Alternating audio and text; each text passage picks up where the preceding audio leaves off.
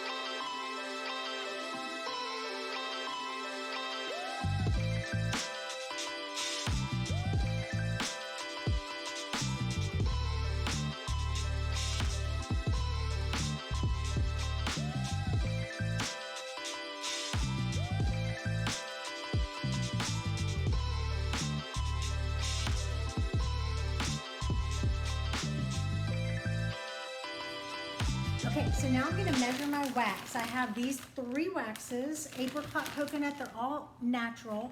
So just follow along as I'm gonna move my fragrance oil because it's precious. And I do not want anything to happen to my fragrance oil because fragrance oil is very expensive, by the way. So let's, I'll show you how much I need. I'm gonna tilt it down and get my big knife and measure it into this container, and I have it either in grams or in ounces. So let me measure this one out. It's the easiest one. Let me so what I do first is just see how much this container weighs, and I've done it so many times. I know that it's it's 6.3. I've done 6.5 before. 6.3 ounces, just in case something funky happens. Now I'm gonna tare it. And I only need 11.4 ounces or 323 grams.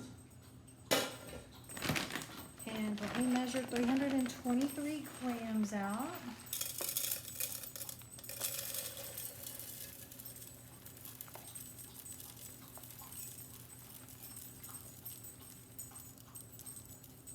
We're at 200.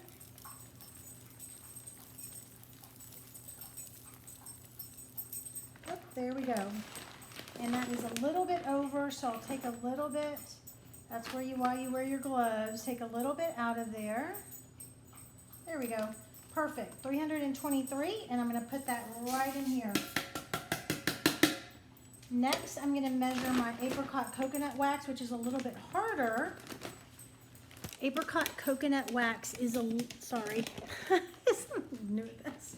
Is a little bit harder because I have to cut it. So I'm gonna move, once I get this all measured out, I will clean my space. I don't want anything to distract me, anything in the way. I'll put it back on my shelves.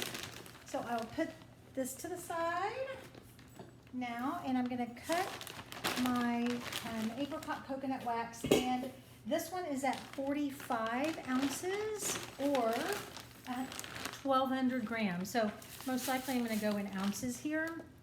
I'm going to tare that scale, and again, this little container, I'll tilt it down for you, is 6.2 in case something funky happens. So I will do 45.6 grams, and I may have to, let's see what that is. Okay, so it's in pounds. So I know that it's going to be 2 pounds, 2.85 pounds, and we are getting close there. So I'm just going to cut this because it's easier to work with. So I'll get my big knife here and cut this, it's so I can just put it in chunks into this little container, and it'll be easier to add to it. Let me cut that even narrower because I can fit that like an engineer. My husband can fit that in like that. And right now we are at 11 ounces, 14 ounces, 1 pound, 1 pound, 3 ounces, and I think I'm just gonna have to go to 2 vessels, 1 pound, 7.6 ounces. So let me write that down so I can subtract it. 1 pound, 7.3 ounces. Actually it's 7.6 ounces. I don't want my mixture to be different. 1 pound, 7.6 ounces. While I put this in here,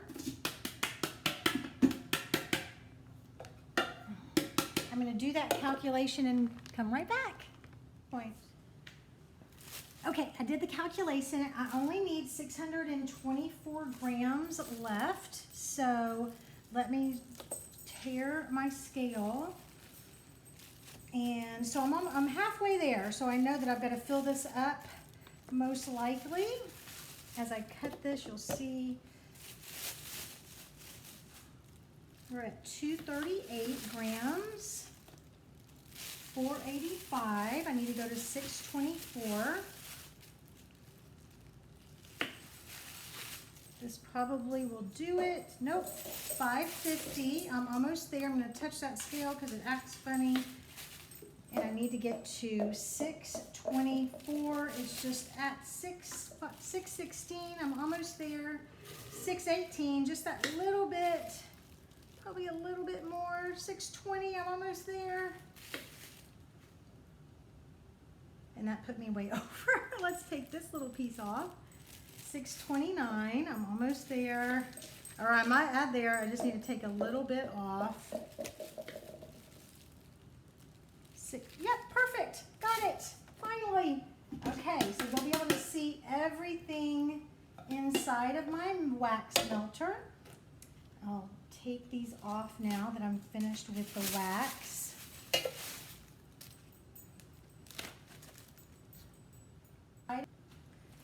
Okay, so my wax melter is on, and I'm going to show you a little bit of something else I do, and this is pointed down so you can see it. Just in case I have wax left over, I have wicks and a little container, tin container, so that nothing is wasted. So I want that to go into there just in case. And also what I've done, if you've seen, you saw me put the wax in, so you know that it's more than 2 of the containers. I won't show you my refrigerator, all my fun stuff that's sticking on it. You know that it's in more than 2 containers, so that means the liquid's going to be in more than 2 containers. So I have calculated out the exact half of that, which I will put into 3 vessels with half of the fragrance oil. So that is ready to go. I don't have to do any calculations. Also, what I do is I have a thermometer. I could do it with the surface thermometer, but it is just the surface, and I want to make sure that I get this wax to about 200 degrees or so. I pour it into my vessels, I'll weigh it, and make sure that it's exactly half, that I will pour into 3 of my vessels, and then I put half of the fragrance oil, but I want to make sure it's at the right temperature. So that's why I have this, just in case. So continue following along. Vessel. Okay, so I'm suspecting that this is at over 200, so I'm going to check it with my thermometer. And I love to, like I said, I like to do this thermometer because I feel that it's more accurate than just the surface thermometer. And sorry you can't see my face. I wanted you to be able to see. Oops, I just changed it to Celsius, which would not be good. Yeah. So I think that this is going to be probably pretty good because it's already at 185, 190. Once it reaches 200, I pretty much, or even you can go a little over. I pretty much take it out. Yeah, so it's there. So I'm gonna go ahead and pour this, and unfortunately I don't have enough wax, so I have to pour it from here, and I'm gonna do it in grams, and I need 808, and like I said, I always measure this container just in case something weird happens, so I'm gonna do that, and I believe it's 6.3, let me see, 6.2, why was it 6.3 earlier? Anyway, 6.2, I knew it was 6.2, so let me tare it, and then I'm gonna change it to grams, and I'm gonna get 808 grams.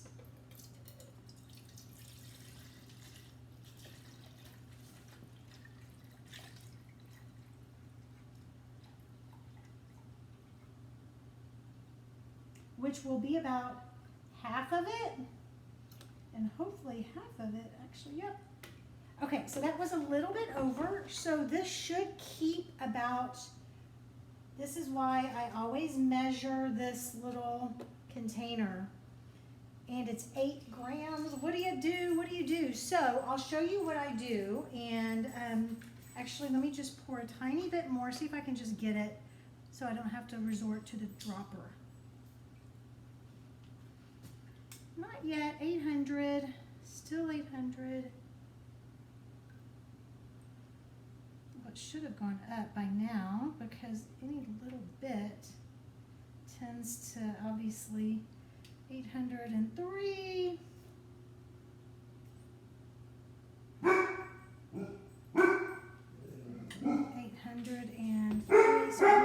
There it goes. It just went out. So this is why I always measure my container. So, yeah, so I was probably pretty darn close. So I'm going to put a tiny bit in because it was supposed to be 808. And so either my battery went out. This is why I measure the ounces at 6.2. So I'm going to turn it on. And it is at 2 pounds, 2.6 ounces. Oh my goodness, if I could just, I'm gonna say we're good. So I'm gonna put my fragrance oil in there. Actually, let me go ahead and get the temp. Now for this certain wax that I use, you do not have to get it down so low. The fragrance oil will not burn off, but I like to get it a little bit lower than it was. So actually while that is measuring that temperature, I am gonna also get my calculator. Okay, I need about 1 more ounce. I'm just gonna get my little dropper, put it in here, and that should pretty much do it. Now I'm gonna mix my fragrance oil.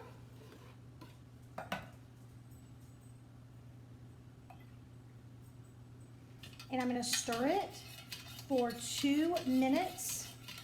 Now some people say 1 minute. I've done both, and honestly it just turns out about the same.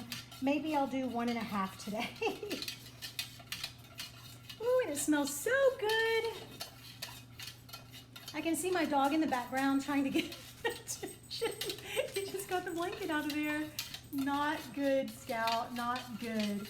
So I'm gonna go ahead and stir, stir, stir. It needs to incorporate into the wax.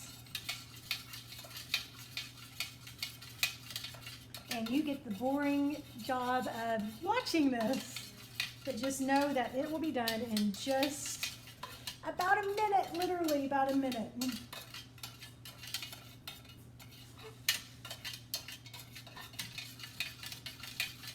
And then I'm going to pour it into my vessels, so it smells very good. I'm so excited about this fragrance.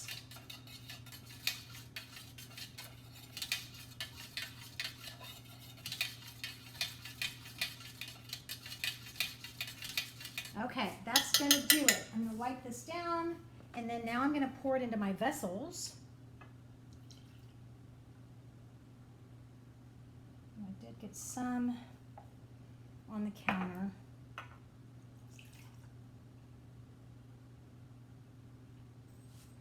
One more. I had them located in the wrong spot here.